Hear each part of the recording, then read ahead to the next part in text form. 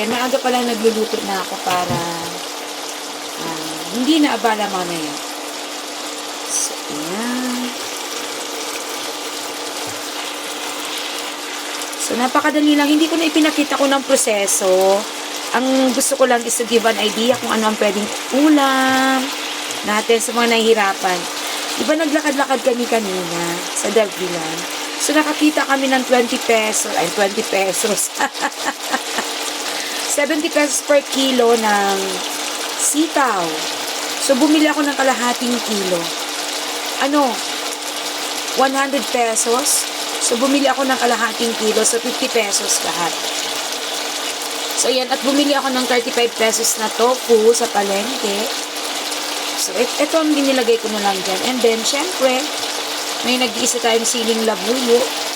Konting aroma. And then, sibuyas, bawang, kamatis. Ayan.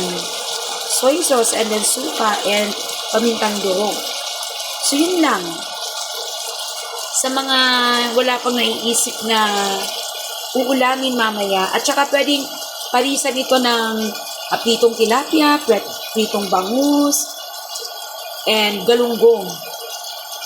Ayan. 70 per kilo din yung talong. Bumili na din ako ng talong. And then okra, bumili na din ako. Ayan, para sa mga susunod na araw, may iluluto na kami. So, ayan, diba? Mga kasosos, hindi pala ako naglalagay ng tubig pag nagluluto ako nito. Yung suka at saka soy sauce, yun na yung parang, yun na yung pinakasabaw nito. Hindi naman kasi kami mahilig ng sabaw na ganito, yung gulay talaga. And then, yan na. Solved na.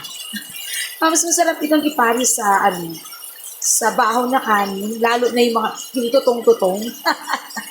So, ayan. Paluto na to, konting minuto lang to. Prinito ko muna yung tofu bago ko inilagay. Hindi ako bumili sa dali ng tofu kasi masyadong malambot pagka niluto. Ayaw ko nun. Gusto ko yung medyo tender. Yan. So, sa mga wala pang naiisip na ulam, so gayahin nyo na to. Magluto na kayo ng sitaw. Pero dun sa may mga arthritis, bawal ito. Para hindi manakit ang ating mga ugat-ugat. Wala pa naman kaming arthritis. So, pwedeng-pwede pa. Ayan. Thank you so much for watching. Love you all.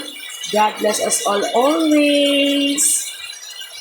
Ayan. Bye!